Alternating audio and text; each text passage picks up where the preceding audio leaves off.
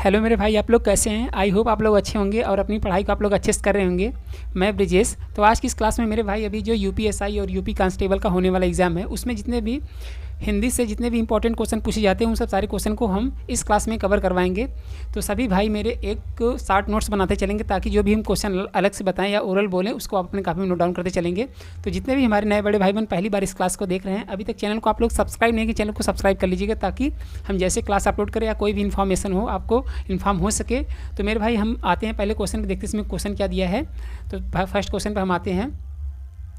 तो मेरे भाई आपको इस क्लास का पीडीएफ फाइल चाहिए तो आप इस हेल्पलाइन नंबर दिए गए हमें व्हाट्सएप मैसेज करेंगे, हम इस क्लास का पीडीएफ फाइल आपको शेयर कर देंगे।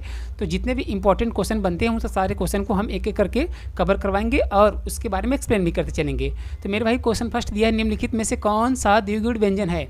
अब मेरे भाई द्विगुण किसे कहते हैं पहले ये जानना जरूरी है, न कि आंसर उसके जानना जरूरी है। तो द्विगुण होता क्या, ताकि नेक्स्ट क्वेश्चन आए उसको आप अपने से आंसर दे पाएँ। तो पहले हम देखते हैं द्विगुण किसे कहते हैं, कंठ किसे कहते हैं, उसके बाद हम लोग इसके आंसर पे आते हैं। तो नीचे हम इसके स्क्रीनशॉट लगा दिए, एक बार इसको एक्सप्लेन करेंगे, अच्छे सभी देखेंगे। तो मेरे भाई स्वर कितने होते हैं, स्वर आपके होते हैं 2, 2 4, 2 6, 2 8, 2 10, 1 11। 11 स्वर होते हैं जिसको अ आ इ ई इसको स्वर बोला जाता है। और आयोग के अंतर्गत कौन कौन से आते हैं, अंग आता है और अह आता है।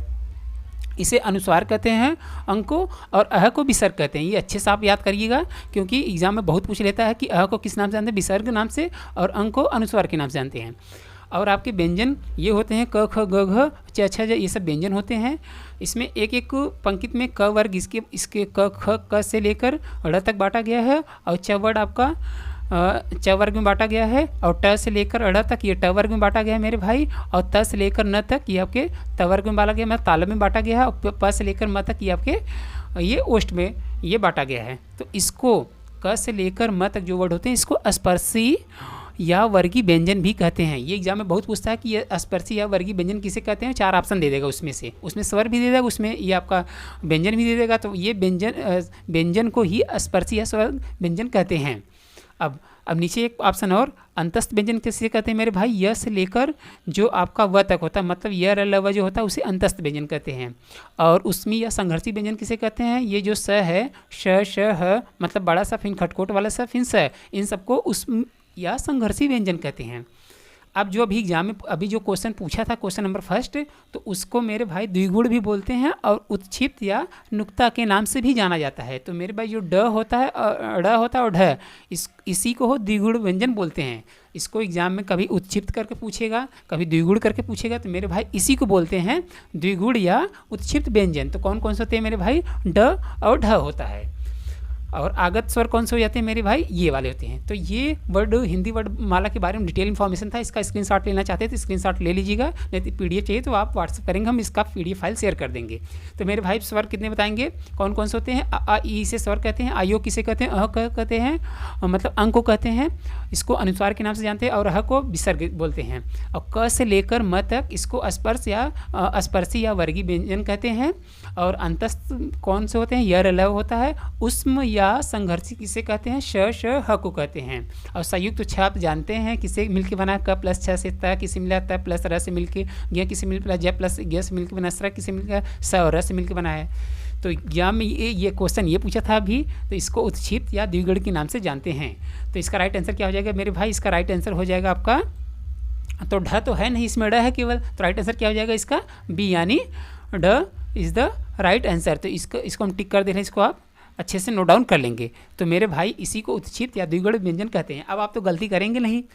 तो अब हम आते हैं देन क्वेश्चन नंबर नेक्स्ट पे, थोड़ा सा इनके बारे में भी एक्सप्लेन कर देना कि च को क्या कहते हैं, छ को क्या कहते हैं, ताकि आप अच्छे से याद कर लेंगे। तो मेरे भाई जो च छ होता है इसे तालु कहते हैं, और छ को क्या कहते हैं, क प्लस छ से मिलकर बनता है, सभी तो बता दें, संयुक्त व्यंजन कहते हैं। और क से क ख ग इसे कंठ कहते हैं। तो मेरे भाई इस चीज़ को अपने आप कापी में लिख लीजिएगा। जो च से लेकर च छ ज होता है इसको तालु बोलते हैं, और ड के द्विगुण या उत्क्षिप्त बोलते हैं, और छ को संयुक्त बोलते हैं, और क को कंठ बोलते हैं। तो इस क्वेश्चन के बारे में ये डिटेल इन्फॉर्मेशन था। अब हम लोग आते हैं देन क्वेश्चन नंबर 2 पे। तो क्वेश्चन नंबर 2 को देखते हैं क्या दिया है इसमें। क्वेश्चन नंबर 2 दिया मेरे भाई, असंगत विकल्प चुनिए। फर्स्ट ऑप्शन दिया है ब, ये बोल रहा है कि कौन सा वर्ड किससे मिलकर बना है, पूछना ये चाह रहा है। तो मेरे भाई पहले हम आपको बता देते हैं ओष्ठ क्या होता है, तालव्य क्या होता है, अल्पराढ़ क्या होता है और समृद्ध और अर्धसमृद्ध क्या होता है। पहले इसके बारे में एक्सप्लेन कर दे रहे हैं, उसके बाद हम इसके आंसर पे आते हैं। तो मेरे भाई अब हम यहाँ स्क्रीनशॉट लगा दिए, देख सकते हैं। अभी हम आपको बताएं कि क से लेकर जो ड़ तक होता है इसे कंठ कहते हैं, और च से लेकर जो आपका ज्ञ तक होता है, अंग्य तक होता है इसे तालव्य कहते हैं। आप देख सकते हैं स्क्रीनशॉट में। अभी जो एग्जाम में अभी जो क्वेश्चन पूछा है उसके बारे में बता रहे हैं। तो वो पूछना चाह रहा है कि कौन सा विकल्प मतलब असंगत है, एक तरीके से मतलब उस चीज़ से वो मेल नहीं करता है। तो मेरे भाई ये जो देख रहे हैं, ये जो स यही दिया है ना उसमें प्रश्न में कि श और श, ये खड़कोटल स दिया है और ये स दिया है। ये तीनों जो होते हैं ये महाप्राण होते हैं, न कि अल्पप्राण होता है। अघोष के अंतर्गत आता है बट ये महाप्राण होता है। तो मेरे भाई ये अघोष तो है बट उसमें अल्पप्राण दिया था, तो आपको दिखा दे, ये देखिए अल्पप्राण दिया है बट ये है महाप्राण। तो राइट आंसर इसका यही चीज़ गलत हो जाएगा, वहाँ महाप्राण दिया तो सही हो जाता। तो राइट आंसर क्या हो जाएगा इसका सी, यानी श ये आपका अल्पप्राण नहीं, ये महाप्राण होता है। मूर्धन अघोष तो होता है बट अल्पप्राण नहीं होता, इसे महाप्राण कहते हैं। और ब तो सही है, ओष्ठ भी होता है, घोष भी होता है, महाप्राण भी होता है, यह भी सही है। तालव्य भी बोलते हैं इसको, और अल्पप्राण घोष भी बोलते हैं इसको, और ई को अर्घ समृद्ध और अर्ध समृद्ध भी बोलते हैं। इसमें अवृस्त मुखी के अंतर्गत और भी आते ये जो आते हैं ना उसको आवृत मुखी भी बोलते हैं। और हाँ ठीक है, तो इसके बारे में ये डिटेल था। तो एक बार 60 में फिर वापस बता दे रहे हैं। तो ये जो स होता है ये महाप्राण होता है, न कि अल्पप्राण होता है। और ये सारे आपके स्क्रीनशॉट आप लगा दिए, देख सकते हैं। जो क च ट तप होता है ये अल्पप्राण होता है, मतलब हर एक वर्ग का पहला और तीसरा अल्पप्राण होता है, दूसरा और चौथा ये आपका महाप्राण होता है। तो अच्छे से इसको आप ऐसे लर्न कर लेंगे। हम लोग आते हैं क्वेश्चन नंबर नेक्स्ट पे, मतलब क्वेश्चन नंबर 3 पे। देखते हैं क्वेश्चन नंबर 3 क्या दिया है। क्वेश्चन नंबर 3 दिया है मेरे भाई, मेरे पास सोने के आभूषण हैं, इस वाक्य में कौन सी संज्ञा है। अब आपको जानना है कि संज्ञा होता क्या है, तभी आपको पता होना चाहिए ना संज्ञा क्या होता है, तभी आप इसके आंसर को दे पाएँ। या नेक्स्ट जब हम क्वेश्चन पूछे तब आपको पता रहना चाहिए संज्ञा क्या होता है। तो संज्ञा हम आपको बता दे रहे संज्ञा क्या होता है, उसके बाद हम लोग आंसर पे आते हैं। तो मेरे भाई हम यहाँ स्क्रीनशॉट लगा दिए, देख सकते हैं। तो संज्ञा किसे कहते हैं, किसी व्यक्ति, वस्तु, स्थान, जाति या भाव के नाम को संज्ञा कहते हैं। किसको कहते हैं मेरे भाई, किसी व्यक्ति, वस्तु, स्थान, जाति या भाव के नाम को संज्ञा कहते हैं। जैसे राम, मेज, दिल्ली, प्रेम, ये सब नाम ही हैं, तो नाम को ही संज्ञा कहते हैं एक तरीके से। तो अब पूछेगा ज्ञान की संज्ञा के कितने भेद होते हैं, तो भाई कितने बताएंगे आप लोग, संज्ञा के 5 भेद होते हैं। तो संज्ञा के 5 भेद होते हैं, कौन कौन से होते हैं। व्यक्तिवाचक संज्ञा होता है पहला, उसके बाद दूसरा हो जाता है जातिवाचक होता है, तीसरा होता है भाववाचक, चौथा होता है द्रव्यवाचक और पांचवा होता है समूहवाचक। इनके हम पहचान लगा दिए हैं। तो हम सिंपल आपको बता दे रहे हैं कैसे कैसे इसमें करना है। जैसे व्यक्तिवाचक में केवल नाम आएगा, जातिवाचक में मेरे भाई जैसे आ जाता है आपका गाय, कुत्ता, लड़का, मनुष्य, सब जातिवाचक हो जाएगा। तो जातिवाचक का मतलब जैसे जिन शब्दों के जैसा एक और शब्द हो, मतलब एक से अधिक शब्द हो, उसको जातिवाचक कहते हैं। और व्यक्तिवाचक किसे कहते हैं, व्यक्तिवाचक मेरे भाई मतलब जैसे कोई एक व्यक्ति है तो उसका एक ही नाम होगा, तो जो जितने भी नाम से संबंधित होते हैं उसे व्यक्तिवाचक कहते हैं। और जितने आपके एक से अधिक जाति का बोध कराता है उसे जातिवाचक कहते हैं। और भाववाचक किसे कहते हैं, भाववाचक मेरे भाई जैसे बचपन हुआ, मिठास हुआ, सुंदरता हुआ, इन सबको भाववाचक कहते हैं। मतलब जिसे आप फील कर सकते हैं, जिसे महसूस कर सकते हैं, उसे भाववाचक संज्ञा कहते हैं। और द्रव्यवाचक किसे कहते हैं मेरे भाई, ये तो आपको पता ही होगा, गेहूँ को कहते हैं। जैसे दूध हुआ, मतलब जितना लिक्विड से संबंधित होता है उसको द्रव्यवाचक कहते हैं। मतलब एक तरीके से जैसे पानी हुआ, इन सबको हम लोग द्रव्यवाचक कहते हैं। और समूहवाचक कैसे कहते हैं, जैसे जहाँ मतलब जैसे ग्रुप जो होता है, जैसे सेना हुआ, सेना दल हुआ, मेला जो लगता है, जो कक्षा हम लोग जिसमें बैठ पढ़ते हैं, और परिवार जो हम लोग का फैमिली होता है उसे समूहवाचक कहते हैं। तो ये इनकी पहचान है मेरे भाई। तो सिंपल आपको यही जानना कि संज्ञा की 5 भेद होते हैं।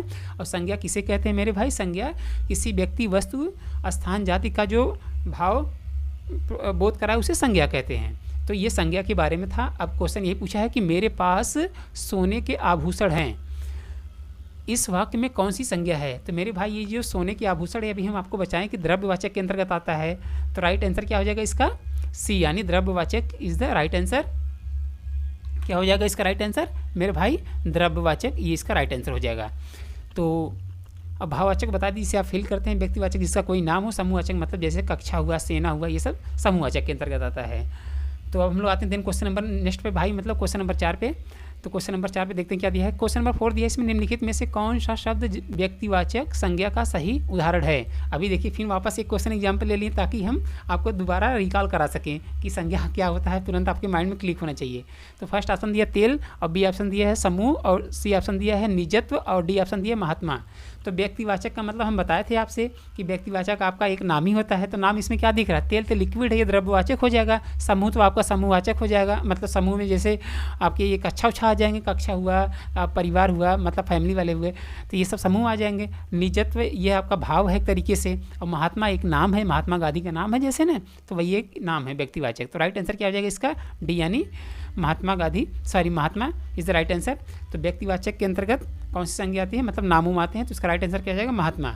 जैसे महान है जिसकी आत्मा एक तरीके से उसको, और न कोई भी नाम हो उसको व्यक्तिवाचक ही कहते हैं। हम लोग आते हैं देन क्वेश्चन नंबर नेक्स्ट, मतलब क्वेश्चन नंबर 5 पे। तो क्वेश्चन नंबर 5 पे क्या दिया है। क्वेश्चन नंबर 5 पे आने से पहले मेरे भाई आपको क्लास अच्छी लग रही हो तो आप कमेंट सेक्शन में जरूर बताइएगा कि क्लास कैसा है, और आपको इस क्लास का PDF फाइल चाहिए तो आप हमारे दिए गए जो ऊपर अभी हम दिखाए थे नंबर, उस पर आप हमें मैसेज करेंगे, हम आपको इस क्लास का PDF फाइल शेयर कर देंगे। तो जितने भी हमारे नए बड़े भाई बहन पहली बार इस क्लास को देख रहे हैं, अभी तक चैनल को सब्सक्राइब नहीं किए, चैनल को सब्सक्राइब कर लेंगे ताकि हम नेक्स्ट क्लास जैसे अपलोड करें वह क्लास आपको तुरंत इन्फॉर्म हो सके। अब हम आते हैं दिन क्वेश्चन नंबर 5 पे। तो क्वेश्चन नंबर 5 क्या दिया, इसमें निम्नलिखित विकल्पों में से कौन सा एक वाक्य संकेतवाचक सर्वनाम का नहीं है। अब संकेतवाचक सर्वनाम क्या है, मतलब सर्वनाम क्या होता है, पहले इसके बारे में पता होना चाहिए, उसके बाद आंसर को हम लोग देखेंगे।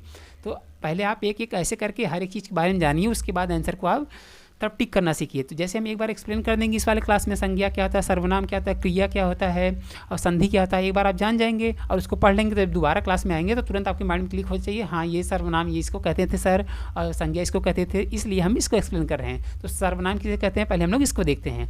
तो सर्वनाम किसे कहते हैं मेरे भाई, संज्ञा के स्थान पर, आप देख सकते हैं संज्ञा के स्थान पर प्रयुक्त होने वाले शब्दों को सर्वनाम कहते हैं। तो सर्वनाम किसे कहते हैं मेरे भाई, संज्ञा के स्थान पर प्रयुक्त होने वाले शब्दों को सर्वनाम कहते हैं। और सर्वनाम के कितने भेद होते हैं मेरे भाई, सर्वनाम के 6 भेद होते हैं। ये यूपी कांस्टेबल में बहुत पूछा है, हर बार जितने बार एग्जाम होता है उसमें ये बहुत पूछता है कि सर्वनाम के कुल कितने भेद होते हैं। तो मेरे भाई सर्वनाम के कुल कितने भेद होते हैं, 6 भेद होते हैं। पहला कौन सा हो जाता है, पहला आपका हो जाता है पुरुषवाचक, और दूसरा हो जाता है निश्चयवाचक, और तीसरा हो जाता है अनिश्चयवाचक, और चौथा हो जाता है संबंधवाचक, और पांचवा हो जाता है प्रश्नवाचक, और छठवां हो जाता है निजत्वाचक। सबकी पहचान अलग अलग है मेरी भाई, जैसे आपको हम दिखा दे रहे हैं। जैसे पुरुषवाचक में देखिए तीन मतलब एक तरीके से 3 ऑप्शन आता है, मतलब 3 तरह का प्रश्न पूछा है। जैसे एक उत्तम का मतलब होता है जैसे आप खुद हुए, मध्यम का मतलब होता है सामने वाला, और अन्य का मतलब होता है तीसरा कोई। उत्तम का क्या पहचान है, मैं, मेरा, हमारा, ये उत्तम का पहचान हो गया। और मध्यम क्या क्या हो गया, मध्यम का मेरे भाई तू, तुम, तुझको, ये मध्यम जैसे बोलेंगे कि तुम क्या कर रहे हो। और उत्तम में जैसे यह मेरा मोबाइल है, ये हमारा कपड़ा है, ये सब हम ये उत्तम में आता है। अन्य में क्या कहते हैं, किसी तीसरे की बात होता है, जैसे आप दो दोस्त हैं, किसी तीसरे के बारे में बात कर रहे हैं, उसे अन्य पुरुष कहते हैं। तो मेरे भाई ये इसकी पहचान थी। अब निश्चयवाचक सर्वनाम किसे कहते हैं, निकट या दूर की निश्चित वस्तु का बोध जो कराए उसे निश्चयवाचक कहते हैं। जैसे यह वह, जिस शब्द में जिस प्रश्न में लिख के यह वह आ जाए, समझ जाइएगा आप निश्चयवाचक सर्वनाम है। अनिश्चयवाचक किसे कहते हैं, जिससे किसी व्यक्ति या वस्तु का बोध न हो, जैसे कोई मतलब कुछ, जैसे किसी चीज़ का मतलब एक तरीके से कन्फर्म न हो कि हाँ यही चीज़ है, जिसमें मतलब कोई कुछ का जवाब मिले, उसे अनिश्चयवाचक सर्वनाम कहते हैं। और चौथा क्या है, चौथा क्या पहचान है मेरे भाई, जो दूसरे संज्ञा या सर्वनाम से संबंध स्थापित करते हैं उसे संबंधवाचक कहते हैं। जैसे एग्जाम्पल, जो, ओ, जैसा, वैसा, जिसकी, उसकी, मतलब कहने का सेंस ये है इनका कि संबंधवाचक जैसे किसी मतलब किसी दूसरे वस्तु से जो संबंध रखता है उसे संबंधवाचक कहते हैं। एग्जाम्पल से जो, ओ, जैसा, जैसे बोलते हैं ना, जैसा किया वैसा ही पाएगा, तो एक तरीके से ये संबंधवाचक के अंतर्गत आएगा। नेक्स्ट पॉइंट है 5वां, मतलब प्रश्नवाचक सर्वनाम। तो जिन शब्दों से किसी प्रश्न का बोध होता है उसे प्रश्नवाचक कहते हैं। मतलब प्रश्नवाचक का साइन तो आप जानते ही हैं, ऐसे रहता है, मतलब और नीचे ऐसे 1 की तरह मुड़ के नीचे बिंदी लगता है, वैसे क्वेश्चन बना के आ जाता है, कभी कभी नहीं आता। तो उसमें जैसे क्यों और कब और क्यों, कहाँ, कौन, कैसे कर का जवाब मिले उसे प्रश्नवाचक कहते हैं। प्रश्न पढ़ने से खुद ही आपको अंदाज़ा मिल जाएगा कि हाँ प्रश्नवाचक है कि संबंधवाचक। अभी उसके प्रश्न हम लिए हुए हैं, नीचे दिखाएंगे आपको, तो ऐसे आप पहचानेंगे। और छठवां क्या दिया, निजवाचक सर्वनाम जिसका प्रयोग स्वयं के लिए होता है, मतलब अपने लिए होता है, उससे निजवाचक सर्वनाम कहते हैं। जैसे स्वयं हुआ, निज हुआ, खुद हुआ, आप, अपना हुआ, तो उसे निजवाचक सर्वनाम कहते हैं। तो मेरे भाई सर्वनाम के कुल कितने भेद होते हैं? सर्वनाम के कुल 6 भेद होते हैं। और सर्वनाम किसे कहते हैं? संज्ञा के स्थान पर प्रयुक्त होने वाले शब्दों को सर्वनाम कहते हैं।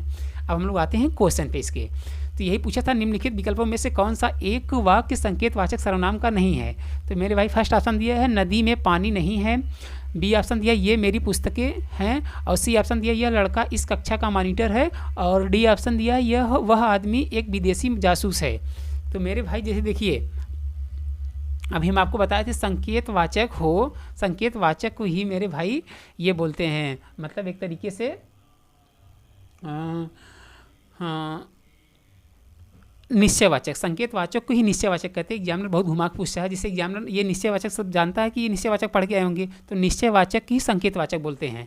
तो संकेतवाचक करके पूछे या निश्चयवाचक सर करके पूछे, तो जिस पॉइंट में यह वह करके आए वह आपका निश्चयवाचक या संकेतवाचक होगा, और जिसमें यह वह करके लिख के न आए वह आपका संकेतवाचक या निश्चयवाचक नहीं होगा। तो क्वेश्चन में पहला दिया है नदी में पानी नहीं है, और दूसरे वाले में देखिए ये करके लिख के आ गया कि नहीं ये मेरी पुस्तक, ये आपका संकेतवाचक हो गया, और यह लड़का इस कक्षा का मॉनिटर ये भी संकेतवाचक है, और डी ऑप्शन वह आदमी एक विदेशी जासूस है, ये भी आपका संकेतवाचक है। बट इसमें पूछा था कौन सा नहीं है, तो राइट आंसर क्या हो जाएगा? ए, यानी नदी में पानी है, यह आपका नहीं है, तो ये संकेतवाचक नहीं है। तो जिसमें यह वह करके बोध आए, मतलब क्या करके आए, यह वह करके, तो उसमें संकेतवाचक या निश्चयवाचक सर्वनाम कहते हैं। अब हम लोग आते हैं दिन क्वेश्चन नंबर नेक्स्ट पे। क्वेश्चन नंबर नेक्स्ट दिया है, क्या दिया है? निम्नलिखित में से निश्चयवाचक, देखिए अभी आ गया कि नहीं, क्वेश्चन फिर दोबारा ले लिए ताकि आपको तुरंत याद हो पाए उस जो हम बताए हैं। तो निम्नलिखित में से निश्चयवाचक सर्वनाम से संबंध वाक्य का चयन कीजिए। फर्स्ट ऑप्शन दिया कोई नाश्ता है, बी ऑप्शन दिया कोई दौड़ रहा है, और सी ऑप्शन दिया कोई आया है, और डी ऑप्शन दिया है यह कुर्सी है। तो मेरे भाई इसमें पूछना चाह रहा है कि निश्चयवाचक सर्वनाम इसमें से कौन से शब्द में प्रयोग किया गया है, पूछना यही चाह रहा है। तो मेरे भाई पहला ऑप्शन दिया कोई नाश्ता है, तो कोई तो अनिश्चयवाचक हो गया, अभी हम आपको बताए थे पहचान इसकी। तो कोई और कोई दूसरा, तो ये सब मतलब एक तरीके से अनिश्चय है, मतलब कोई चीज़ का हम एक तरीके से कंफर्म नहीं हाँ यही चीज़ है, तो उसे अनिश्चय में रखेंगे। और कौन दौड़ रहा है, इसे प्रश्नवाचक, जो अभी हम साइन बता रहे थे कि हाँ वन की तरह होता है, इसे ऐसे प्रश्न लिख के आएगा, कभी कभी नहीं आता है। तो और कौन लिख के आ जाएगा, जैसे कौन लिख के आएगा तुरंत आपके माइंड में क्लिक होना चाहिए प्रश्नवाचक है। तो ये प्रश्नवाचक आपका सर्वनाम हो गया। और सी वाला ऑप्शन है कुछ आया है, ये अनिश्चयवाचक है, ये हो गया कोई कुछ करके आया तो वो अनिश्चयवाचक में जाता है। तो मेरे भाई अब बचा क्या, डी, यानी यह कुर्सी है, तो यह आपका एक तरीके से मतलब एक तरीके से निश्चयवाचक सर्वनाम है। तो मतलब ये फिक्स है कि हाँ ये चीज़ है। तो राइट आंसर क्या हो जाएगा इसके मेरे भाई, डी, यानी यह कुर्सी है। तो निश्चयवाचक सर्वनाम किसे कहेंगे, यह कुर्सी है, तो इसका राइट आंसर क्या हो जाएगा, डी। अब हम लोग आते हैं दिन क्वेश्चन नंबर नेक्स्ट, मतलब क्वेश्चन नंबर 7वें पे। क्वेश्चन नंबर 7वां क्या दिया है, क्वेश्चन नंबर 7वां दिया है मेघ बरसने लगा, मेघ इस किस तरह की क्रिया का प्रयोग हुआ है। मतलब ये पूछना चाह रहा है कि ये जो सेंटेंस दिया है मेघ बरसने लगा, इसमें कौन सी क्रिया का प्रयोग हुआ है। अब क्रिया किसे कहते हैं पहले ये तो आपको जानना जरूरी है ना, ताकि आप समझ पाएँ कि हाँ क्रिया का मतलब क्या होता है, तभी आप इसके आंसर को कर पाएंगे। तो क्रिया किसे कहते हैं, मतलब जो भी भाई हम लोग काम करते हैं उसी को क्रिया कहते हैं। एक बार वैसे हम किताबी भाषा एक्सप्लेन कर दे रहे हैं, तो क्रिया किसे कहते हैं हम अच्छे से एक्सप्लेन कर दे रहे हैं, उसके बाद हम लोग आंसर पे आते हैं। तो क्रिया भाई में जिन शब्दों से यह पता चले कि कोई कार्य हो रहा है, किसी के द्वारा किया जा रहा है, उसे क्रिया कहते हैं। जैसे एग्जाम्पल खाना हुआ, नाचना हुआ, खेलना हुआ, पढ़ना हुआ, मारना हुआ, जाना हुआ, सोना हुआ, लिखना, जागना, रहना, दौड़ना, ये सब क्रिया है। मतलब जो हम लोग अपने से करते हैं उसी को क्रिया कहते हैं। मतलब जो कोई भी हम लोग अपने अनुसार करते हैं कोई कार्य, उसी को क्रिया कहते हैं। तो ये इसका मतलब किताबी भाषा था, तो सिंपल आपको यही समझना कि क्रिया का मतलब कार्य होता है। अब क्रिया के कुल कितने भेद होते हैं, एग्जामिनर बहुत पूछता है। तो क्रिया के मेरे भाई 2 भेद होते हैं, मूलतः मतलब सामान्यतः 2 भेद होते हैं। एक होता है कर्म के आधार पर, एक होता है रचना के आधार पर। तो कर्म के आधार पे मेरे भाई 2 होते हैं, एक होता है अकर्मक, एक होता है सकर्मक। अब ये दोनों क्या होता है इसके बारे में हम बता दे रहे हैं। सकर्मक का मतलब होता है मेरे भाई अकर्मक का मतलब होता है जैसे स्वयं मतलब व्यक्ति अपने ही लिए कार्य करे, उसे अकर्मक कहते हैं। जैसे वह सो रहा है, वह नहा रहा है, वह एक तरीके से जाग रहा है, वह नाच रहा है, तो ये सब अकर्मक होते हैं। सिंपल यही समझना कि अकर्मक उसी को कहते हैं जो व्यक्ति स्वयं के लिए करता है, उसे अकर्मक कहते हैं। और सकर्मक किसे कहते हैं? सकर्मक मेरे भाई जैसे कोई व्यक्ति किसी पर्पस के लिए कोई चीज़ कर रहा है, जैसे कोई कार्य कर, ऐसे लग रहा है जैसे कोई कंप्यूटर चला रहा है, जैसे कोई पढ़ रहा है, जैसे कोई दौड़ रहा है, ये सकर्मक क्रिया के अंतर्गत आता है। अब इसकी पहचान आप समझ गए होंगे। तो मेरे भाई कर्म के आधार पे दो होते हैं, एक अकर्मक एक सकर्मक। और रचना के आधार पे कितने होते हैं मेरे भाई? रचना के आधार पे आपके चार होते हैं। हाँ, चार होते हैं। एक होता है संयुक्त क्रिया, एक होता है नाम धातु क्रिया, एक होता है पूर्वकालिक क्रिया, एक होता है प्रेरणार्थक क्रिया। तो मेरे भाई रचना के आधार पर कुल कितने क्रिया होते हैं? चार होते हैं। संयुक्त क्रिया, नाम धातु क्रिया, पूर्वकालिक क्रिया और प्रेरणार्थक क्रिया। इसके बारे में नीचे में एक्सप्लेन करती देख सकते हैं। तो संयुक्त क्रिया किसे कहते हैं? वे क्रिया जो किसी दूसरी क्रिया से मिलकर बनती है उसे संयुक्त क्रिया कहते हैं। सिंपल आप समझिए कि जैसे एग्जाम्पल, तुम रोज़ खाना खाया करो, तो मतलब एक तरीके से संयुक्त का मतलब होता है जब दो कार्य एक साथ मिलकर करे उसे संयुक्त क्रिया कहते हैं। बस यही समझना है। नाम धातु क्रिया किसे कहते हैं मेरे भाई? वे क्रिया जो संज्ञा, सर्वनाम या विशेषण आदि से मिलकर बनते हैं उसे नाम धातु क्रिया कहते हैं। जैसे एग्जाम्पल, अपने से अपना, ये एग्जाम्पल है। जिस शब्द में नाम से संबंधित बोध है उसे नाम धातु कहते हैं।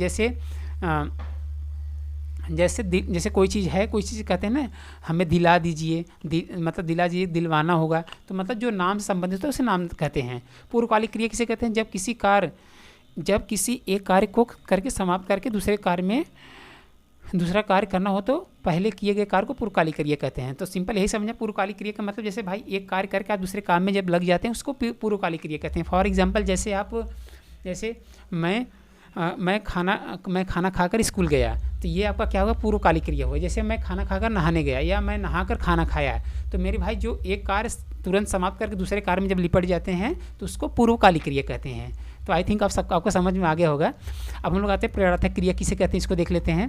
तो मेरे भाई प्रेरणार्थक क्रिया किसे कहते हैं? जब कोई व्यक्ति किसी कार्य को स्वयं न करके दूसरे से करवाता है। जैसे आप घर में रहते हैं तो आप जैसे बोलते हैं, जैसे मान लीजिए अब आप नहा लिए हैं, उसके बाद आपको कपड़ा पहना है, तो आप क्या करेंगे? जैसे अपना शर्ट या अपना पैंट पहनना है तो आप अपने से लेकर ना दूसरे वाले से, मतलब फैमिली में किसी मम्मी या अपने सिस्टर से मंगवा कर पहनेंगे, तो उसी को प्रेरणार्थक क्रिया कहते हैं। सिंपल यही समझना है कि कर्ता स्वयं न करके दूसरे जब कार्य करवाता है उसी को प्रेरणार्थक क्रिया कहते हैं। जैसे फॉर एग्जांपल लिखना हुआ, जैसे आप लिखना तो ये क्रिया है, लेकिन तो जो लिखवाता है, मतलब दूसरे से हम लोग लिखवाते हैं उसको लिखवाना कहते हैं, उसी को प्रेरणार्थक क्रिया कहते हैं। जैसे पीटना, जैसे खुद को किसी को मारोगे तो क्रिया वो तो आ जाएगा, और जब पिटवाना होगा मतलब किसी से दूसरे से मरवाओगे उसको, तो प्रेरणार्थक क्रिया मतलब उसको एक तरीके से दूसरे से करवा रहे हो।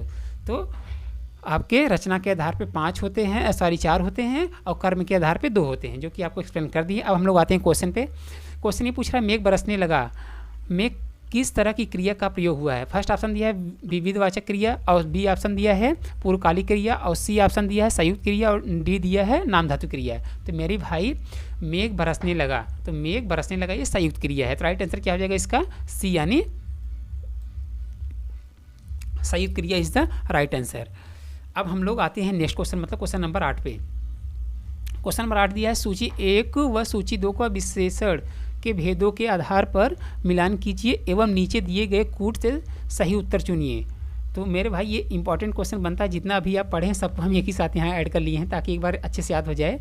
तो फर्स्ट ऑप्शन दिया है, बाजार में ताज़ा फल मिल रहे हैं। बी ऑप्शन दिया है मतलब सेकंड, कल मैंने 2 आदमी देखे।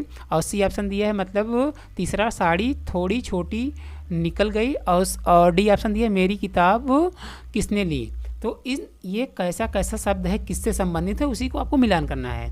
तो हम इसको एक बार बता रहे हैं, अच्छे से आप देखेंगे, क्योंकि आपकी भी पहली बार क्लास होगा इसलिए आपको समझ नहीं आएगा। तो मेरे भाई सर्वनामिक विशेषण किसे कहते हैं, हम बताए थे इसकी पहचान। जिस शब्द में यह वह मेरी करके आए उसे सर्वनामिक विशेषण कहते हैं। तो मेरी किताब किसने ली, तो ये सर्वनामिक विशेषण में चला जाएगा, यह वह करके या मेरी करके आ जाए, तो पहचान इसकी बताई दिए थे।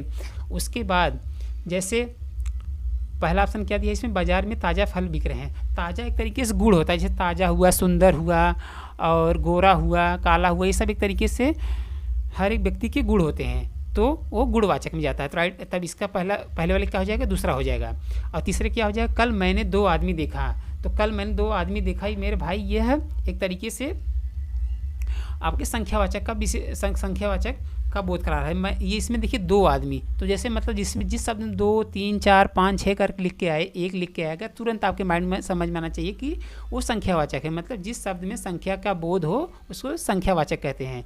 तो इसका कौन सा हो जाएगा? इसका तीसरा हो जाएगा। और अब क्या बचा? साड़ी छोटी, थोड़ी छोटी है, थोड़ी, थोड़ा, बहुत, ये सब परिमाणवाचक में आता है। मतलब जिसको आप नाप तौल सकते हैं या जिस चीज़ का मेजरमेंट, मतलब जिस चीज़ को माप सकते हैं उसको आप परिमाणवाचक में रख देंगे। तो इसका क्या हो जाएगा?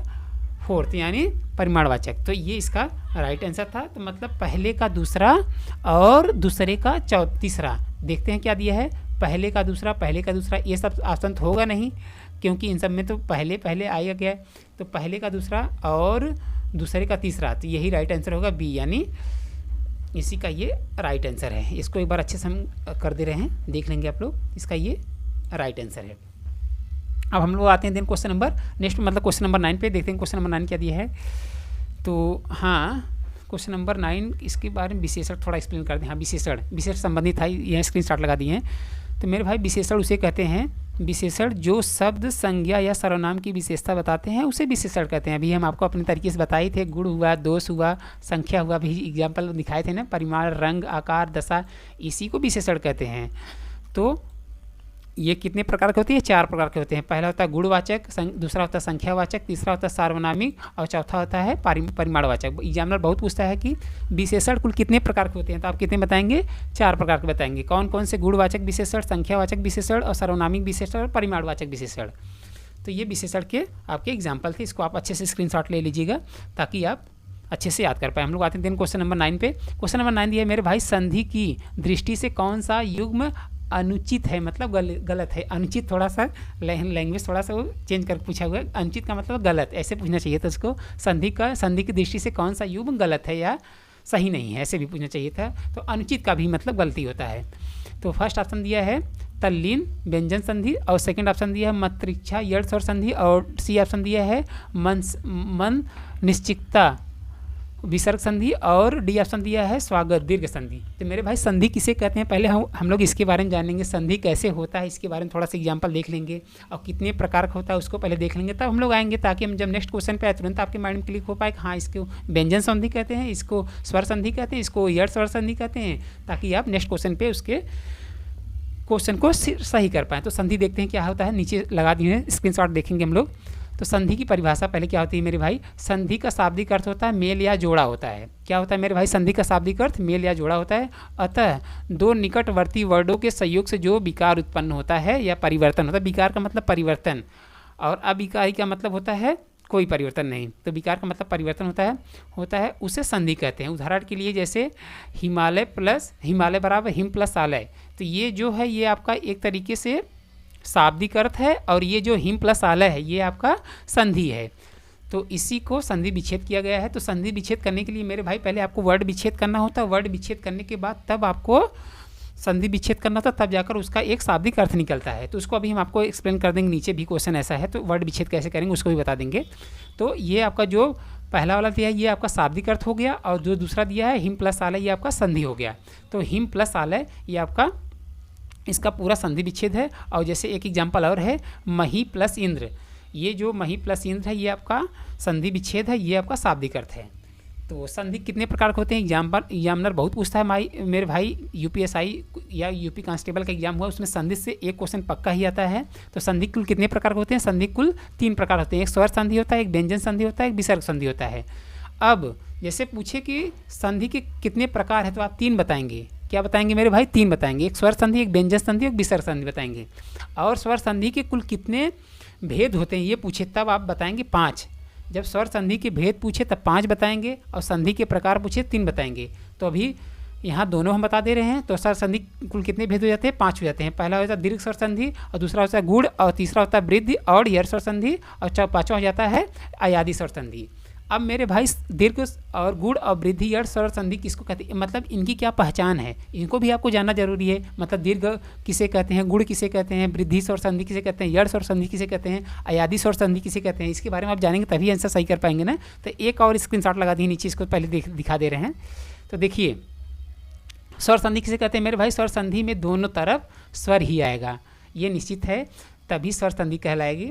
और व्यंजन संधि किसे कहते हैं मेरे भाई? व्यंजन संधि दोनों तरफ भी व्यंजन आता है। व्यंजन का मतलब समझिए, जैसे कोई क ख ग इसे व्यंजन कहते हैं, लेकिन एक तरफ तो व्यंजन निश्चित आएगा तभी वह व्यंजन संधि कहलाता है। अभी इसको नीचे में दिखा रहे हैं। विसर्ग संधि किसे कहते हैं? पहले वाले शब्द में निश्चित रूप से विसर्ग ही आएगा, बाद वाले शब्द में स्वर या व्यंजन कुछ भी आ सकता है, तभी विसर्ग संधि कहलाती है वो। अब पहचान क्या करेंगे? जैसे दीर्घ संधि। अब दीर्घ स्वर संधि की पहचान कैसे करेंगे? अब इसको अच्छे से सभी मेरे भाई देखेंगे। तो दीर्घ स्वर संधि की पहचान क्या है? जिस शब्द में आ, ई, उ की मात्रा, ये मतलब बड़ी की मात्रा जिसमें आए उसे दीर्घ स्वर संधि कहते हैं। तो मेरे भाई ऐसे ही पहचान करेंगे, जैसे सेंटेंस लिख के आ जाएगा जिसमें बड़ा हो आ या बड़ी ई या बड़ा ऊ का बोध हो, उसमें उसको दीर्घ स्वर संधि कहेंगे। जैसे एग्जाम्पल विद्यालय हुआ, महात्मा हुआ। देखिए आधा त है, बट इसको यड़ स्वर संधि मत कर दीजिएगा, क्योंकि इसको एक तरीके से महात्मा ये संधि विच्छेद करके लिखेंगे तो ये पूरा करके लिखा जाता है, इसलिए ऐसा लिखा गया है। तो इसको दीर्घ स्वर संधि कहते हैं। रविंद्र हुआ, गिरीश हुआ, और भानुदय हुआ, और आपका मधुत्सव हुआ, ये सब क्या है? दीर्घ स्वर संधि है। बस आपको पहचान याद रखनी है, तभी आप क्वेश्चन को हिट कर पाएंगे। तो बड़ा आ और बड़ी ई, बड़ा ऊ जिस मात्रा जिस सेंटेंस में आए उसको दीर्घ स्वर संधि कहते हैं। अब गुण स्वर संधि किसे कहते हैं मेरे भाई? गुण स्वर संधि किसे कहते हैं? जिस शब्द में छोटा ए और ओ की मात्रा ऊपर एक मात्रा हो उसे गुण स्वर संधि कहते हैं। जैसे रमेश, जैसे देखिए एक ही मात्रा है ना, और नरेश और महेंद्र, महोत्सव, परोपकार, महोदय, तो जिसमें ए और ओ की मात्रा है उसे गुण स्वर संधि कहते हैं। ये इसकी पहचान है। अब वृद्ध स्वर संधि किसे कहते हैं मेरे भाई? वृद्ध स्वर संधि, इसको भी देख लेंगे हम लोग अच्छे से, ताकि हम लोग नेक्स्ट क्वेश्चन पे आए उसको अच्छे से कर पाएँ। तो वृद्ध स्वर संधि एक ए आए औ आए, मतलब ए औ की मात्रा जब ऊपर लिख के आए तो उसको वृद्ध स्वर संधि कहेंगे। जिसमें मतलब जिस शब्द में डबल हुंडी ऊपर लगा के आया है, मतलब एक शब्द में डबल मात्रा, जिससे औ की मात्रा आप समझते ही हैं कौन सा होता है? डबल की मात्रा होता है, दो पाही वाला, तो वह वृद्धि स्वर संधि होता है। तो जैसे सदैव हुआ, एकाएक हुआ, महेश्वर हुआ, वनिषधि हुआ, परमोदार्य हुआ, और महोषधि हुआ, ये आपका वृद्धि स्वर संधि के अंतर्गत जाएगा। तो ये बहुत सिंपल है पहचानने का तरीका, जिसमें डबल हुंडी आ जाए वो वृद्धि स्वर संधि में आ जाता है। तो ये हो गया। चौथा क्या दिया हुआ? यड़ स्वर संधि। ये तो और आसान है। तो यर लवा के पहले आधा वर्ड आ जाए उसको यड़ स्वर संधि कहते हैं। जैसे जिस शब्द में जैसे देखिए आधा आया है ना पहले, तो जिस शब्द में आधा पहले आ जाए या बीच में आ जाए आधा वर्ड, उसको आप क्या कहेंगे? वर्ड स्वर संधि। जैसे हुआ स्वागत हुआ, अत्यंत हुआ, इत्यादि हुआ, अत्याचार हुआ, अत्यधिक हुआ, प्रत्येक हुआ, इन सबको यड़ स्वर संधि कहेंगे। अयादि किसे कहेंगे? ए ओ औ की मात्रा नहीं आती, 3 अक्षर वाले शब्द आते हैं इसमें। जैसे ये सब कोई मात्रा नहीं आएगी। ए ओ की कोई मात्रा, मतलब इसमें मात्रा संबंधित कोई है ही नहीं, मतलब कोई मात्रा लगेगा नहीं, मतलब सिंपल एक आपका वर्ड ही रहेगा। जैसे नयन हुआ, नायक हुआ, गायन हुआ, गायन हुआ, गायक हुआ, भवन हुआ, पवन हुआ, मतलब जिसमें मात्रा की बोध न हो उसे अयादि स्वर संधि कहते हैं। तो मेरे भाई ये संधि के बारे में पूरा डिटेल एक्सप्लेन कर दिए। आप इसके स्क्रीनशॉट लेना चाहते ले लीजिए अच्छे से। अब PDF फाइल लेना चाहिए तो आप नंबर पे में मैसेज करेंगे। तो अब क्वेश्चन क्या पूछा था? क्वेश्चन मेरे भाई ये पूछा था कि संधि की दृष्टि से कौन सा युग्म अनुचित है, मतलब गलत है। तो मेरे भाई पहला ऑप्शन दिया है तल्लीन व्यंजन संधि, ये तो सही है, ये व्यंजन संधि के अंतर्गत जाएगा, ये सही है आपका। और जैसे तत् प्लस लीन करेंगे तो ये व्यंजन संधि इसका एक हो जाएगा। और ये बी वाला भी सही है और सी वाला भी सही है और डी वाला यही गलत है। तो स्वागत जो है ये आपका यड़ स्वर संधि है, न कि दीर्घ स्वर संधि है। तो राइट आंसर क्या हो जाएगा इसका? डी, यानी स्वागत दीर्घ स्वर संधि इज द राइट आंसर। यही वाला आपका गलत है, ये आपका यड़ स्वर संधि। अभी हम आपको बताएं ना, जब शब्द के पहले आधा वर्ड आ जाए उसको यड़ स्वर संधि कहते हैं। तो यही गलत है, ये दीर्घ स्वर संधि नहीं है। अब हम लोग आते दिन क्वेश्चन नंबर नेक्स्ट पे, मतलब क्वेश्चन नंबर 10 पे। तो एक बार शार्ट में संधि की परिभाषा आप लोग जान ही रहे हैं। तो संधि कुल कितने प्रकार होते हैं? संधि कुल 3 प्रकार के होते हैं। और स्वर संधि कुल कितने भेद होते हैं? 5 होते हैं, दीर्घ, गुण, वृद्ध और यड़ स्वर संधि। तो ये संधि के बारे में डिटेल था, इसकी ये पहचान है, अच्छे से आप इसको याद कर लीजिएगा। क्वेश्चन नंबर 10 दिया है हरिकेश की संधि है। फर्स्ट ऑप्शन दिया है, मतलब ये बोल रहा है कि हरिकेश की कौन सी संधि है, इसमें से ये पूछना चाह रहा है। देखिए क्वेश्चन आ गया कि नहीं। हम हर एक क्वेश्चन का 2-2 एग्जाम्पल लिए हैं, ताकि आप जब नेक्स्ट क्वेश्चन पे आए तुरंत आपके माइंड में क्लिक हो पाया कि हाँ संधि सर किसे बताए थे, कौन सी संधि किसे कहते हैं। इसलिए हम हर एक क्वेश्चन के 2-2 एग्जाम्पल लिए हुए हैं। तो मेरे भाई हरिकेश की संधि है। फर्स्ट ऑप्शन दिया है Harish plus case, second option दिया है ऋषि प्लस केस, और सी ऑप्शन दिया हर्षिक प्लस इस, और डी ऑप्शन दिया है ऋषि प्लस इस।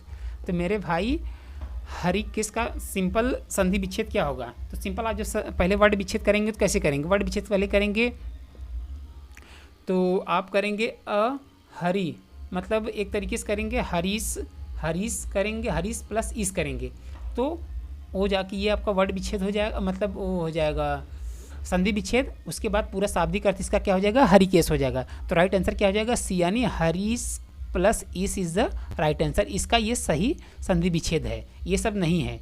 तो ये सब तो है नहीं, क्योंकि ये सब इसमें स्वर का प्रयोग किया ही नहीं है। तो हरीशक प्लस इस, ये आपका सही स्वर संधि, सही ये संधि हो जाएगा। तो इसमें कौन सी ये संधि का प्रयोग हुआ मेरे भाई, ये बहुब्री, इस बारी इसमें कौन सा समास का प्रयोग हुआ, ये आपका बहुब्री समास का प्रयोग हुआ है। ये मतलब किसी तीसरे शब्द का अर्थ दे रहा है। बहुब्री समास उसे कहते हैं मेरे भाई जो शब्द किसी तीसरे का अर्थ दे। जैसे आपके लंबोदर हुए, गणेश हुए, ये सब क्या होते हैं, ये सब तीसरे के जो अर्थ देते हैं, मतलब जितने भी भगवान संबंधी नाम होते हैं उसको बहुब्री समास कहते हैं। अभी हम समास के बारे में आगे बताएंगे, बट अभी आप जान लीजिए कि हरीश प्लस इस जो है ये सही संधि विच्छेद हुआ है और इसका समास हो जाएगा बहुब्री समास हो जाएगा। अब हम लोग आते हैं दिन क्वेश्चन नंबर 11 पे। क्वेश्चन नंबर 11 क्या दिया मेरे भाई, क्वेश्चन नंबर फिर देखिए समास वाला आ गया कि नहीं। अभी हम आपको बताए थे कि समास कौन से होते हैं, अब समास के बारे में बता देंगे। तो दिया है इसमें एकांकी शब्द, मतलब एकांकी होगा वैसे, हाँ एकांकी है, थोड़ा सा मात्रा गलती हुआ है, सॉरी इसके लिए। एकांकी शब्द में कौन सा समास है। अब समास किसे कहते हैं, तब आप लोग इसके क्वेश्चन को सही कर पाएंगे। पहले समास देख लेते हैं हम लोग क्या होता है। समास किसे कहते हैं मेरे भाई, समास का तात्पर्य है संक्षिप्तीकरण, मतलब किसी चीज़ को छोटा करके बताना, उसे समास कहते हैं। अतः इसका शाब्दिक अर्थ जो हो जाता है छोटा रूप, वही अभी आपको बताएं कि संक्षिप्तीकरण मतलब किसी चीज़ को, किसी शब्द को छोटे शब्द में करके बताना है। जब दो या दो से अधिक शब्दों को मिलाकर नया और छोटा शब्द बनता है उसे समास कहते हैं। ये एग्जाम्पल आप अच्छे से याद कर लीजिएगा कि एग्जाम्पल इसे एग्जामिनर पूछ लेता है कभी कभी, जैसे कॉमन क्वेश्चन, बहुत बेसिक क्वेश्चन बनाया जाता है, पूछेगा समास का तात्पर्य क्या है, तो आप बताएंगे संक्षिप्तीकरण। अब पूछेंगे समास किसे कहते हैं मेरे भाई, तो समास उसे कहते हैं मेरे भाई जब दो या दो से अधिक शब्दों से मिलकर जो नया शब्द, छोटा शब्द बनता है उसे समास कहते हैं। अब समास के कुल कितने भेद हो जाते हैं मेरे भाई, समास के कुल आपके हो जाते हैं 6 भेद हो जाते हैं। पहला हो जाता है विभाव समास, दूसरा हो जाता है तत्पुरुष समास, तीसरा हो जाता है कर्मधारय समास, और उसके बाद हो जाता है नेक्स्ट मतलब चौथा हो जाता है द्विगु समास, और पाँचवां हो जाता है द्वंद्व समास, और छठवां हो जाता है बहुब्री समास। अब इनकी हम पहचान को बताएंगे, आप समास के भेद को जान गए कि कुल कितने प्रकार के होते हैं। समास कुल 6 भेद होते हैं।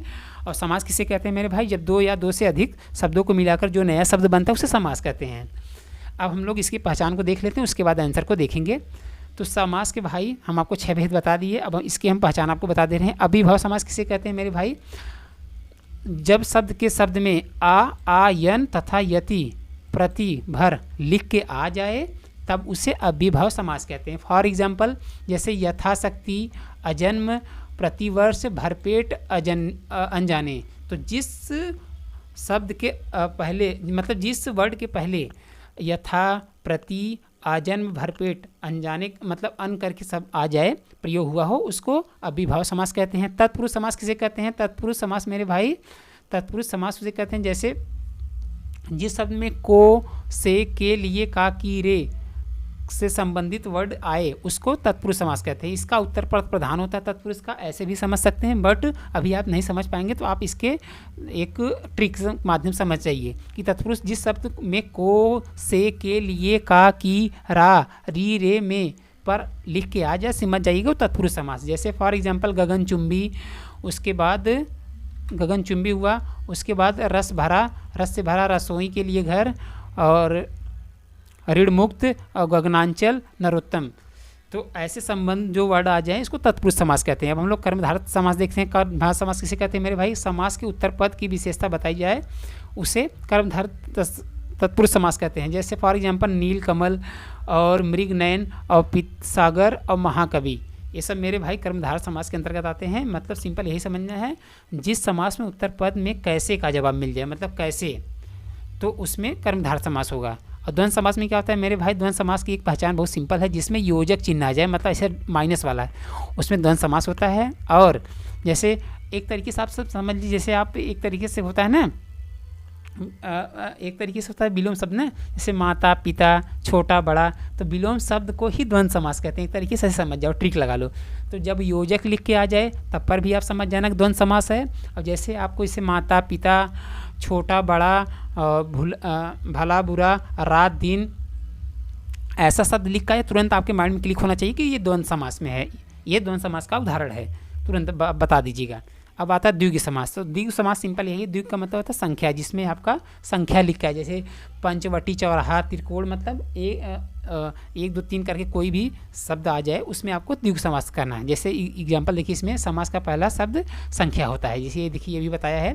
तो जैसे पंचवटी, चौराहा, त्रिकोण, त्रिभुवन और षड्रस और नवग्रह, ये सब आपके द्विगु समास के अंतर्गत आते हैं। अब बहुव्रीहि में आपको बता दिए कि अभी जो पूछा था पहले, तो देवी देवताओं के नाम जिसमें आते हैं उसे बहुव्रीहि समास कहते हैं, या दोनों पद किसी तीसरे का संकेत करें, मतलब तीसरे के बारे में बताए उसे बहुव्रीहि समास कहते हैं। एग्जाम्पल क्या दिया है, लंबोदर, दशानन, चक्रधर, त्रिलोचन। तो मेरे भाई ये समास की पहचान थी, इसको आप अच्छे से स्क्रीनशॉट लेके इसको अच्छे समझ लीजिएगा। अब हम लोग आते हैं प्रश्न पे, देखते हैं प्रश्न क्या दिया है। प्रश्न यही दिया था, एकांकी शब्द में कौन सा समास है। अब देखिए एकांकी शब्द समझ जाइए, देखिए एक का बोध हुआ कि नहीं, जैसे अभी बताए थे ना 1 2 3 4 लिख के आ जाए तुरंत आप समझ जाइए कि वो द्विगु समास है। तो राइट आंसर क्या हो जाएगा मेरे भाई, सी, यानी द्विगु समास इज द राइट आंसर। तो ये वाला सही उत्तर होगा द्विगु समास, मतलब जिसमें भी संख्या का बोध हो जाए उसको एक तरीके से द्विगु समास कहते हैं। तो ये समास के बारे में डिटेल था मेरे भाई। अब हम लोग आते हैं देन क्वेश्चन नंबर नेक्स्ट, मतलब क्वेश्चन 12 पे। तो इसके बारे में हम बता ही दिए। तो समास कुल कितने भेद होते हैं आप कमेंट सेक्शन में उसका रिप्लाई कर दीजिएगा। जब आप हर एक क्वेश्चन के बारे में डिटेल जो समझ में ना है उसके बारे में डिटेल एक्सप्लेन करके लिखेंगे, कमेंट सेक्शन में बताएंगे, तो आपको काफ़ी लंबे समय तक वो क्वेश्चन याद रहेगा। तो सभी मेरे भाई बहन कमेंट सेक्शन जरूर हर एक क्वेश्चन के बारे में जो डाउट रहेगा उसको आप लिखेंगे तो अच्छे से आपको लर्न हो जाएगा। हम लोग आते हैं देन क्वेश्चन नंबर नेक्स्ट, मतलब क्वेश्चन नंबर 13 पे। तो क्वेश्चन नंबर 13 पे आने से पहले जिस भी भाई को इस क्लास का पीडीएफ फाइल चाहिए वो हमारे दिए गए नंबर जो भी उसका ऊपर लगाए थे पहले, उस पर आप व्हाट्सएप मैसेज करेंगे, हम इस क्लास का पीडीएफ फाइल आपको शेयर कर देंगे। और मेरे भाई जितने भी हमारे नए बड़े भाई बहन पहली बार इस क्लास को देख रहे हैं, अभी तक चैनल को सब्सक्राइब नहीं किया, चैनल को सब्सक्राइब कर लेंगे ताकि कोई भी अपडेट्स रहे या कोई भी क्लास जैसे अपलोड हो तुरंत आपको इन्फॉर्म हो सके। तो आते हैं हम लोग दिन क्वेश्चन नंबर 13 पे। क्वेश्चन नंबर 12 भी बचा है ना, ठीक है, पहले क्वेश्चन नंबर 12 देख लेते हैं। क्वेश्चन 12 दिया, किस सामासिक पद का विग्रह त्रुटिपूर्ण है। अभी देखिए फिर समास का एक क्वेश्चन ले लिए, तो हर एक क्वेश्चन का 2 एग्जाम्पल लिए हैं, पहले वाले पे एक्सप्लेन किए हैं, दूसरे वाले पे आपसे पूछ रहे हैं। तो किस समासिक पद का विग्रह त्रुटिपूर्ण है, मतलब गलत है, मतलब कौन से समास का एक तरीके से इसमें जो विग्रह किया गया है अलग किया, मतलब विग्रह का मतलब होता है एक तरीके से उसको अलग करना। तो जो कौन सा ऐसा समास जो उसको गलत करके लिखा गया है।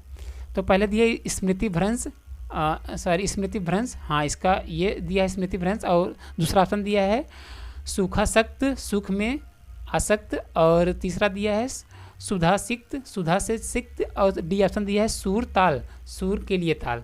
तो मेरे भाई सूर ताल नहीं होता, सूर और ताल होता है, इसमें एक तरीके से द्वंद्व समास का प्रयोग हुआ है। तो ये समास ये वाला गलत एक तरीके से विग्रह किया गया है। तो राइट आंसर क्या हो जाएगा इसका, डी यानी सूर ताल। और सूर के लिए ताल नहीं होता, सूर और ताल होता है। तो ऐसे अपने कापी में लिखिएगा सूर और ताल, ना कि सूर के लिए ताल।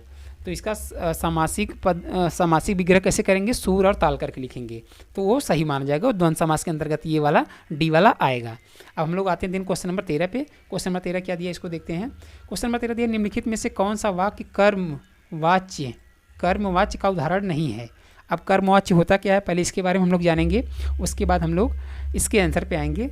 तो कर्मवाच्य मेरे भाई किसे कहते हैं, इसके हम लोग देखेंगे इसके कुल कितने प्रकार होते हैं, एग्जामिनर बहुत पूछता है इसके प्रकार, तब हम लोग इसके आंसर को देखेंगे। तो मेरे भाई कर्मवाच्य किसे कहते हैं, कर्मवाच्य क्रियात्मक रूप है जिससे पता चलता है कि वाक्य में क्रिया का विषय कर्ता है और कर्म है या भाव है, वाच्य को पहचानने के लिए। ये तो ट्रिक है नीचे, तो सिंपल यही समझना है। और कर्मवाच्य उसे कहते हैं जिसमें क्रियात्मक रूप से ये पता चले कि वाक्य में क्रिया का विषय करता है कि कर्म हो रहा है या भाव हो रहा है। मतलब जो ऐसे शब्द में कि मतलब एक तरीके से व्यक्ति कर रहा है या कोई कार्य हो रहा है या कोई चीज़ एक तरीके से महसूस किया जा रहा है, तो उसी को वाच्य कहते हैं। अब हम लोग जानते हैं कितने प्रकार के होते हैं मेरे भाई, ये आपके वाच्य 3 प्रकार के होते हैं। वेरी मोस्ट इंपॉर्टेंट पॉइंट हम आपको बता रहे हैं कि वाच्य एग्जामिनर बहुत पूछता है वाच्य कुल कितने प्रकार के होते हैं। तो वाच्य कुल 3 प्रकार के होते हैं। पहला हो जाता है कृतवाच्य हो जाता है, और पहला क्या हो जाएगा भाई कृतवाच्य हो जाएगा, और दूसरा क्या हो जाएगा कर्मवाच्य हो जाएगा, तीसरा क्या हो जाएगा भाववाच्य हो जाएगा। कृतवाच्य किसे कहते हैं, कृतवाच्य कर्ता के साथ ने, किस कर्ता के साथ ने की विभक्ति हो या कुछ भी न हो। शून्य कारक मतलब जैसे एग्जाम्पल, जिस शब्द में, यही समझ लो कि जिस शब्द में ने की विभक्ति हो, मतलब ने शब्द लिख के आ जाए, उसे कृतवाची कहते हैं। जैसे फॉर एग्जाम्पल, रोहित ने खाना बनाया या लड़की स्कूल जाती है। तो जिस शब्द में ने करके आए या सिंपल ने करके न भी आए तो कृतवाची में हो जाता है। मतलब कृत का मतलब होता है एक तरीके से कर्ता, मतलब व्यक्ति, मतलब वो जो शब्द रहेगा उसमें पहले नाम लिख के आएगा जरूर। जैसे रोहित हुआ, अमन हुआ, पवन हुआ, अजय हुआ, जैसे कोई भी नाम लिख के पहले आ जाए उसको आप समझिए कृतवाची। तो हर एक शब्द में जब नाम पहले लिख के आएगा उसको आप कृतवाची कहेंगे। एग्जाम्पल इसको हम दिखाई दिए। कर्मवाची किसे कहते हैं? क्रिया के साथ से या के द्वारा, से या के द्वारा लगा हो और क्रिया का रूप कर्म के अनुसार हो। उदाहरण के लिए इसे मीरा से खाना बनाया जाता है, मतलब मीरा के द्वारा खाना बनाया जाता है, मतलब के द्वारा का बोध हो उसको कर्मवाची कहते हैं। या पत्र लिखा जाता है, मतलब एक तरीके से पत्र लिखा जा रहा है, किसके द्वारा लिखा जा रहा है? मीरा के द्वारा लिखा जा रहा है। तो ये समझिए जिसमें के द्वारा या से का बोध हो उसे कर्मवाची कहते हैं। अब हम लोग आते हैं नेक्स्ट तीसरे वर्ड, भाववाची किसे कहते हैं? क्रिया सकता है या नहीं साथ हो और क्रिया का भाव प्रधान हो। अक्सर इनमें से का प्रयोग होता है लेकिन कर्म मौजूद नहीं होता है। उदाहरण जैसे मुझसे अब चला नहीं जाता। सिंपल ये समझो भाववाची उसे कहते हैं जैसे एक तरीके से जो कोई क्रिया एक तरीके से आप से, जैसे एक तरीके से भाव का मतलब फील करना होता है। भाववाची मतलब एक तरीके से कोई चीज़ जो हम लोग करते हैं वो चीज़ को हमसे मतलब ना हो पाए उसे भाववाची कहते हैं। वही ये पूछना चाह रहा है। एक तरीके से समझ भी सकते हैं जिस शब्द में से का प्रयोग होता है उसको भाववाची कहते हैं। जैसे मुझसे अब चला नहीं जाता, जैसे इसमें देखो दिया है ना मुझसे, जो ये से करके आया है ये भाववाची के अंतर्गत आ जाएगा। तो जैसे जिस शब्द में से संबंधित वर्ड आ जाए और उसका बोध कराता रहे तो उसको भाववाची कहते हैं। तो सिंपल ये समझ लेना है। तो भाववाची कुल कितने प्रकार के होते हैं? वाची कुल 3 प्रकार के होते हैं। एक कृतवाची होता है, एक कर्मवाची होता है, एक भाववाची होता है। इसकी पहचान हम बताई दी है। अब हम लोग आते हैं क्वेश्चन पे। ये पूछना चाह रहा है निम्नलिखित में से कौन सा वाक्य कर्मवाची का उदाहरण नहीं है? फर्स्ट ऑप्शन दिया राज्यों को अनुदान दिया, और बी ऑप्शन दिया मोहन द्वारा पढ़ा जा रहा है, और सी ऑप्शन दिया है भारतीयवासियों द्वारा महात्मा गांधी ने नहीं बुलाए जा सकते, और डी ऑप्शन दिया है शीला द्वारा पत्र लिखा जा रहा है। तो मेरे भाई देखिए हर एक शब्द में मोहन द्वारा, ये तो आपका हो गया कृतवाच, अभी हम बताए थे ना, और ये भारतीयों और शीला, देखिए हर एक शब्द में नाम आ रहा है। तो ये सब आपके हो गए एक तरीके से कृतवाच। बट पहले वाले में राज्यों को अनुदान दिया गया, तो इसी में मेरे भाई कर्मवाची का प्रयोग नहीं हुआ है। अच्छा हाँ, कर्मवाची ये सब है, तो इसमें कर्मवाची का प्रयोग नहीं हुआ। राज्य को ये अनुदान दिया गया, यही गलत है आपका। तो राइट आंसर क्या हो जाएगा मेरे भाई? ए, यानी राज्य को अनुदान दिया गया, तो ये कर्मवाची के अंतर्गत नहीं आता। और जो मोहन द्वारा मतलब मोहन के द्वारा पढ़ा जा रहा है तो ये कर्मवाची हो गया। भारतवासियों द्वारा महात्मा गांधी नहीं बुलाए जा सकते, ये भी के द्वारा कर्मवाची में आ गया। शीला के द्वारा पत्र नहीं लिखा जाता, मतलब शीला से पत्र नहीं लिखा जाता, ये सब कर्मवाची के अंतर्गत आ गए। तो इसका राइट आंसर क्या हो जाएगा? यानी राज्यों के अनुदान नहीं दिया गया, मतलब अनुदान दिया गया। अब हम लोग आते हैं क्वेश्चन नंबर 14 पे। क्वेश्चन नंबर 14, निम्नलिखित में से आसन्न भूतकाल के सही, मतलब आसन्न भूतकाल के सही उदाहरण का चयन कीजिए। पहला ऑप्शन दिया यदि वर्षा अच्छी होगी तो फसल भी अच्छी होगी, और बी ऑप्शन दिया मोहन गाएगा तो मैं नाचूंगी, और तीसरा ऑप्शन दिया है इसमें मैं आम खा चुका हूँ, और डी ऑप्शन दिया है संभव है कि वह कल कॉलेज जाएगा। तो मेरे भाई सिंपल ये समझ जाओ पहले कि मतलब एक तरीके से काल किसे कहते हैं। पहले हम लोग इसको जानेंगे काल किसे कहते हैं और काल कुल कितने प्रकार होते हैं, उसके बाद हम लोग आंसर पे आते हैं, तब आप उसके आंसर को सही कर पाएंगे, ताकि जब नेक्स्ट क्वेश्चन हम दें तुरंत आपके माइंड में क्लिक हो पाए कि हाँ सर कौन से काल के बारे में कैसे बताए हुए हैं। तो मेरे भाई हम नीचे स्क्रीनशॉट लगा रहे देखेंगे आप लोग। तो काल की परिभाषा क्या होगी?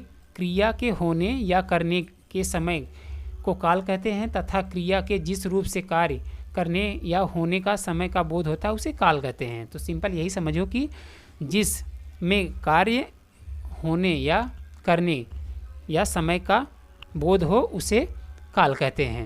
यही सब सिंपल समझ जाओ कि काल कुल कितने प्रकार होते हैं मेरे भाई? काल के प्रकार 3 ही होते हैं, वर्तमान काल, भूतकाल, भविष्यकाल। जब इसके भेद पूछेगा तब आप अलग अलग भी बताएंगे, नीचे भी लगाए हैं स्क्रीनशॉट देखेंगे। बट सिंपल एग्जाम में ये पूछी कि काल कुल कितने प्रकार के होते हैं, तो आप बताएंगे 3, वर्तमान काल, भूतकाल, भविष्यकाल।